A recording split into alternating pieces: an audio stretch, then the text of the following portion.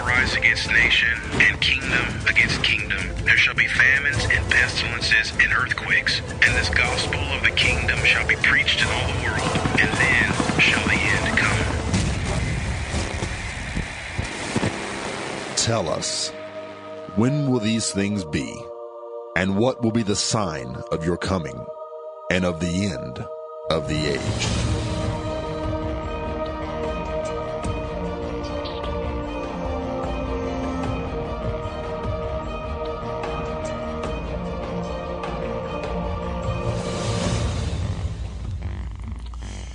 Here's today's prophecy update. What is the huge uproar over immigration really about?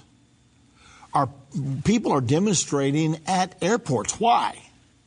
Do foreigners have a constitutional right to come to the U.S.? Do they have any right to come here at all? Or do they only come by our permission?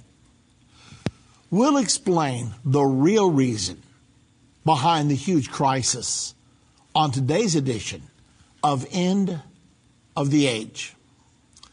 Well, believe it or not, the answer is in your Bible. The Bible prophesies that there's going to be a world government in the end time.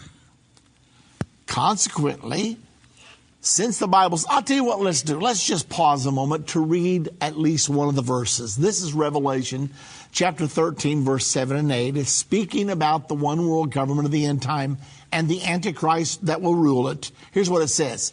And it was given unto him, the Antichrist, to make war with the saints and to overcome them.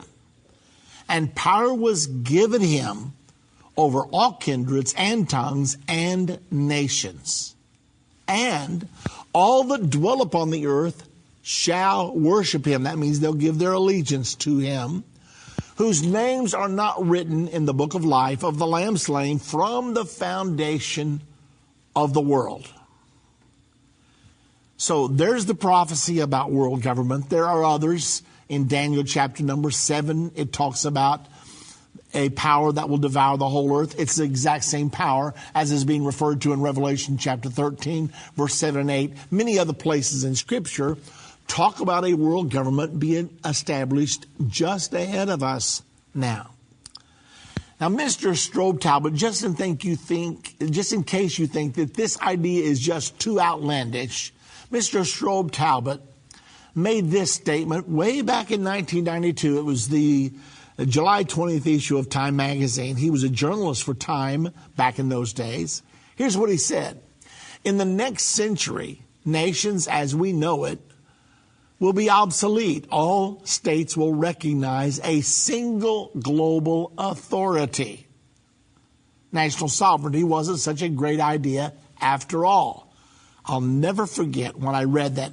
Actually, the front cover of Time that particular week had the article, Birth of the Global Nation. Knowing that a world government's prophesied in the Bible, I bought the magazine. And I read the article over several times and carefully, where Strobe Talbot is saying, in the 21st century, national sovereignty will cease to exist. We'll all answer to a single global authority. Now, since then, he's written a whole book promoting the idea. The book is called The Great Experiment. And he goes all into the fact that the nation-state system of governing the world is obsolete. We need to melt down all national borders, move together into a one-world governmental system. You say, I don't even think we're close to that, are we? Well, let me ask you this. Have you ever heard of the World Court? How about the World Bank? How about the World Trade Organization? How about the World Health Organization? How about globalization? Do any of those things sound familiar to you? And they all have this term world in it. What's behind the whole thing? What is really being planned? Well, let me just tell you. Here's what the believers in one world government say. Oh, before I forget it though, in case you think Strobe Talbot is just some crackpot, 1 year after writing that article, he was brought to the White House to work for Bill Clinton as Deputy Secretary of State, and he was there the final 7 years of the Clinton administration. You say, well, maybe Clinton didn't know that he was such an avid advocate of world government. Oh, yes, he knew. He knew. You see, they were roommates in college when they were both going to school on their Rhodes Scholarship at Oxford University in Britain. Okay. So what's going on here then? Well, let me tell you what happened to Strobe Talbott after the Clinton administration was over. When the term was expired, he needed another job. He landed a really nice job. President of the Brookings Institute. Now, the Brookings Institute is the leading liberal think tank here in America. Now, he's the president of the Brookings Institute to this very day. And oh, by the way, he helps write position papers for the Obama administration. He also helped with John Podesta in the transition team from the candidate Obama to the President Obama. So he's one of the biggest ducks in the puddle, and he's an avid advocate of one world government. I already read you the quote, and I've read the whole book. It's 300 pages, and every page is filled with why we need to get rid of the nation state, get rid of all national sovereignty, and move into a single global authority. Now, here's one of their arguments. They say, look, all of us are so close together now, we're getting on in each other's way, we're stepping on each other's toes, and we all have our own armies. Now, if the right conflict comes along, we're going to go to war again.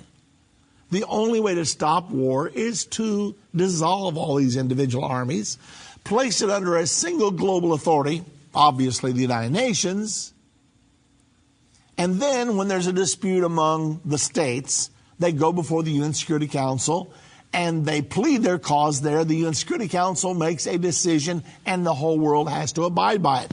Isn't that what the United Nations is about after all?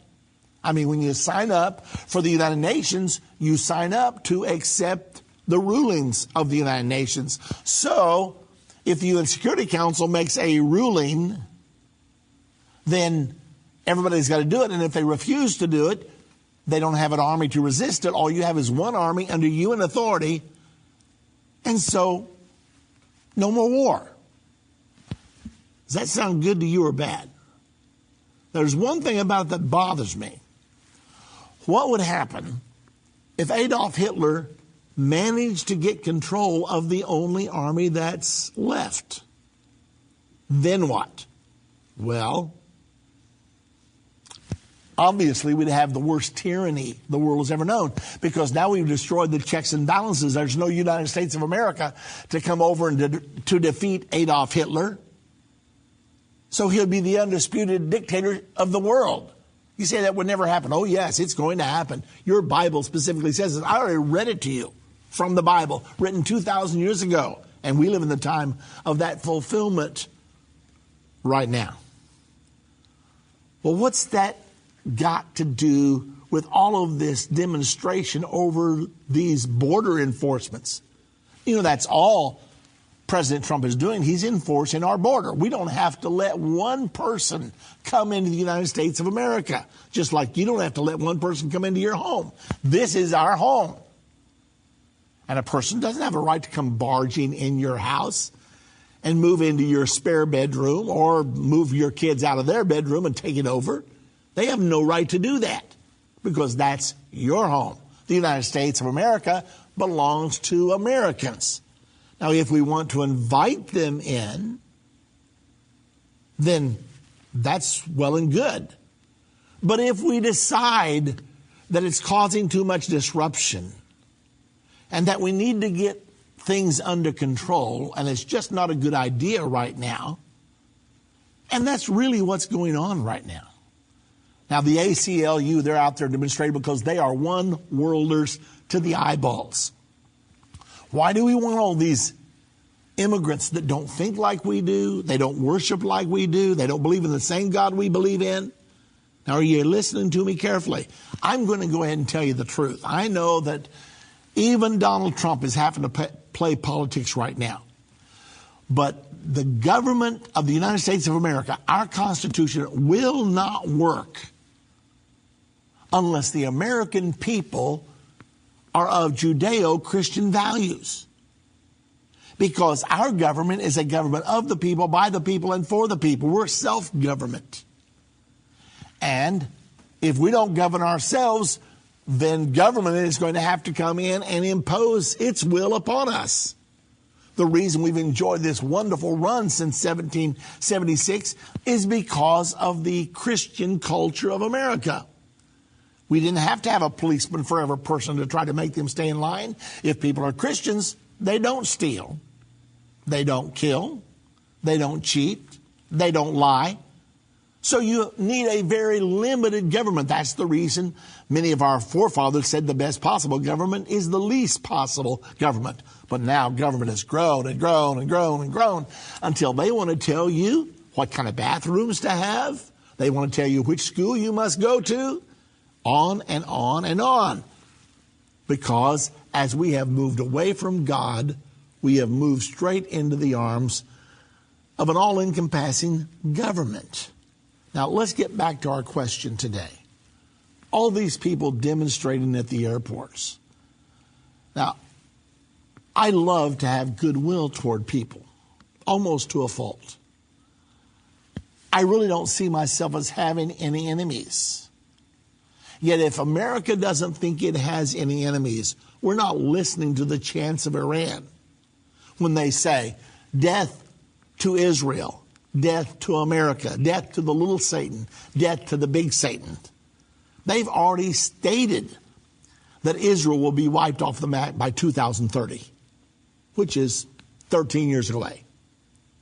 So they fully intend, I'm talking about Iran, the people we gave how many billions of dollars to in cold cash?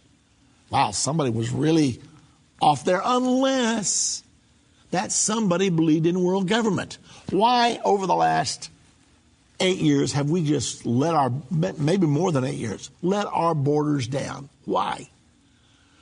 I mean, 12 million illegals in America? How did that happen? Say, well, I just don't want to build a wall. Why would you not want a wall if you don't plan to come in illegally? Because there's going to be big gates, big borders, doors, big doors. If you're coming in legally, you don't care if there's a wall. Matter of fact, if you don't like the millions and millions of tons of drugs that are coming in here destroying our young people, it'd be a good idea to have a wall. Stop as much of it as you possibly can. Drugs are killing us. What a plague on this nation.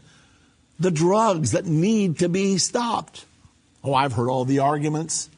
Well, a wall won't work. Well, you've never seen what I've seen. I've been to Israel, not once or twice. I've been there going on 30 times now. And I drive every year along their border wall, and they know how to build it. And when they built their border fence, their illegal infiltration went from 99 out of 10,000 to 4 or 5 out of 10,000. The fence does work, properly constructed. And already President Trump has said, well, we have a friend Israel that knows how to build border fences that do work. Now, again, you say, I don't like the idea of a fence. Why? Are you wanting to come in illegally? Or are you listening to the liberal brainwashing schemes of the liberal press? Because they don't want a wall, because they want a world government. They want a one world government where there's no Americans, no Chinese, no Russians. Now, we're going to eventually have this, really, when Jesus comes. We're going to have a one world government. And it'll be wonderful then, because we will have a totally perfect being to rule it. But until you have that perfect man to rule it, you're asking for disaster, because someone said that power corrupts and absolute power corrupts absolutely. So if you want to know what all this is really about, All these demonstrations, all of this debate right now. Now, I'll go one step further than President Trump. A lot of people are accusing him of not wanting Muslims to come here. Well, I don't hate anybody on this earth. I don't hate Muslims. But should they come here, you know, this is a great melting pot. But the people coming to America today don't want to melt. They want to bring their culture with them until finally they will end up overpowering us. If you don't believe it, go to Europe. They have whole areas where Sharia law is in power. I'm talking about in London. I'm talking about in Great Britain. And if we allow these foreign elements to come in without assimilation, if they don't want to become a part of the melting pot, if they don't want to become Americans, then they need to stay where they are. Not because we're being mean-spirited or because we don't love them, but because we love freedom. We love our Constitution. We love the United States of America. Do we need to import 100,000 Muslims? No, they're going to bring their belief system with them. And their belief system is a false belief system. They do not believe that Jesus Christ was God. They will adamantly tell you, oh no, he was not God. So what do we want to do? Do we want to infiltrate American society with these false belief systems that are totally wrong against the Bible? They don't believe that Jesus died on the cross. They'll tell you in a moment, oh no, that's barbaric. To think that God would have a son, there's something horribly wrong with that, because they all believe that there's something wrong with sexual intimacy. They think that's twisted and weird. And to think that God would have a son, oh, God would never stoop to do that. And so consequently, they say, no, he didn't have a son. That's all made up. Jesus was a prophet. He came here. He did not die on the cross. They claim that somebody got a hold of the Bible and twisted it. They can't prove it. It's absolutely untrue. We have ancient copies of the Bible. Do you know the Bibles that you read today are 2 or 3 steps away from the original manuscripts? You know, everybody says, oh, you can't trust the Bible. It's been translated so many times. How many times has it been translated? Oh, 50, 60, 100? No. You don't know what you're talking about.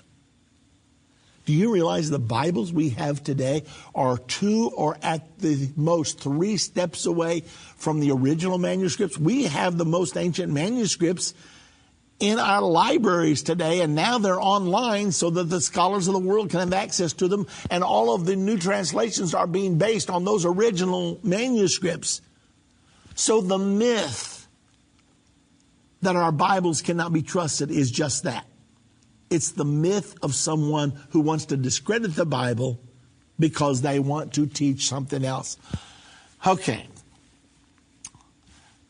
So what we're really seeing now, when candidate Trump said, we're going to stop all Muslims from coming in. He did say that during his campaign.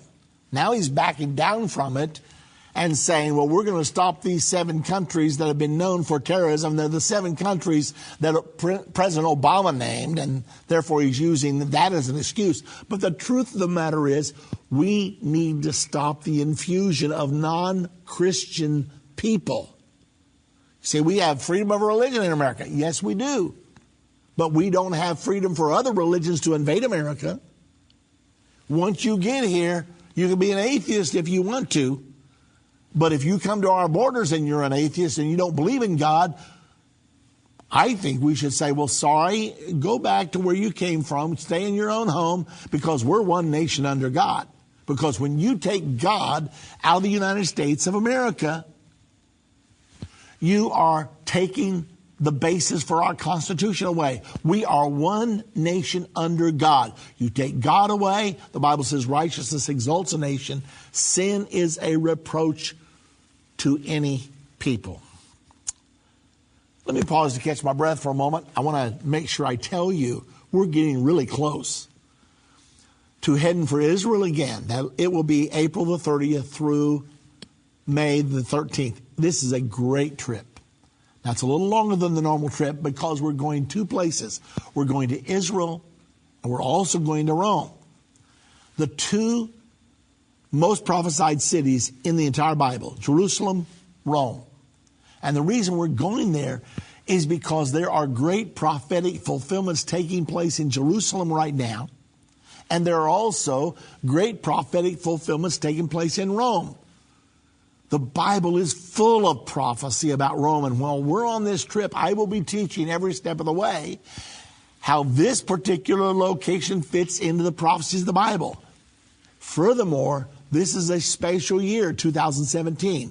It's the 500th anniversary of the nailing of the 95 Theses to the door of the Church of Wittenberg, Germany, by Martin Luther. That's what caused the dam to break on the Reformation. That's what gave birth to the Protestant movement. Well, now there's a bunch of Protestants that have forgotten why they protested. They don't even know what they believe for sure anymore, except love your neighbors yourself, and that's a good thing to believe. But doctrine is important too, because Paul said to Timothy, take heed to yourself and to the doctrine. For in doing this, you will save yourself and those who hear you. And the Bible even says, if we or an angel from heaven comes preaching any other doctrine, then that which we have preached unto you, let him be accursed. Now, apparently the Apostle Paul, who wrote more of the New Testament than any other person, he wrote 14 books in the New Testament out of, how many are there? 29, 28, 20, 27 actually. So he wrote half the books of the New Testament. And he said, if we or an angel from heaven comes preaching any other gospel than that which we have preached unto you, let him be accursed, because any other gospel is a false gospel. It will lead you into error. It will lead you into darkness. It will lead you into falsehood. So anyway, that's one of the reasons we're going to Rome, is because some of the leading Protestant voices in America are planning on going to Rome in 2017 and signing a statement of unity of faith and purpose with the Roman Catholic Church. They're going there to say the protest is over. We all believe the same thing now. We need to know whether that's right or wrong, because the Bible prophesies that most Christians, both Catholic and Protestant, are going to end up in an alliance, a partnership with the Antichrist. The denomination that you're in may end up in this alliance with the Antichrist. We all have to know how to tell the difference between true Christianity and the false Christianity that is rampant today. Consequently, we're going to Rome, and that's the reason it's so important this year, the 500th anniversary of the nailing of the 95 Theses to the door of the church at Wittenberg, Germany. If you can go with us, this is a great time to go. So if you're interested in the tour, the number to call is 1-800-END-TIME, 1-800-363-8463. We have people that will answer all your questions about the tour. You'll love it, I promise you. Judy and I would love for you to go with us. We'll be with you every step of the way. It is going to be a marvelous tour. Okay, now let's see if we can solidify our thinking here. So, all during the campaign, there was this big dispute. Donald Trump said, we're going to build a wall. We're going to stop this illegal immigration. Hillary Clinton said, oh no, we need to tear down the walls and build bridges. Come one, come all. Now, it's not just Hillary Clinton. It's not just Barack Obama. But you go to Europe, that's what's going on there. They've had 2 million refugees come flooding into there in the last couple of years. Angela Merkel says, come one, come all. Why is this happening in Europe? It's happening here. All of a sudden, we haven't been doing this throughout the years. We haven't been doing this. Why all of a sudden? Because the people that have been working for one world government, they felt like we were just about there. The election of Hillary Clinton would have been the key to catapult the whole world into one world government. Hillary is a believer in globalism. Obama was a believer in globalism. However, Donald Trump is a believer in national sovereignty. Now, does that mean Donald Trump is the Messiah or an angel or even a spiritual leader? No, it doesn't. We're just talking about the fact the Bible prophesies a one world government, and we're moving toward it very rapidly right now. I'm very happy to tell you that the Bible prophesies the United States is going to back out of this one world governmental system and be at enmity with it. But the world government system is not going to stop. There's still going to be this one world government prophesied in the Bible. You say, you're scrambling my brain now. What are you really saying? Listen, it's never been as important as it is right this moment for every person to go through our 14-lesson series called Understanding the End Time. It will open your mind up. The Bible prophesies the United States, Great Britain, Russia, Germany. The Bible tells which nations will end up being a part of the kingdom of the Antichrist, the last day one world government, and they're moving there right now. And which nations will be an enemy to that world government, and they're moving there right now. All of this dissension with Israel, this big resolution that was passed by the United Nations against Israel, it's all prophesied in the Bible.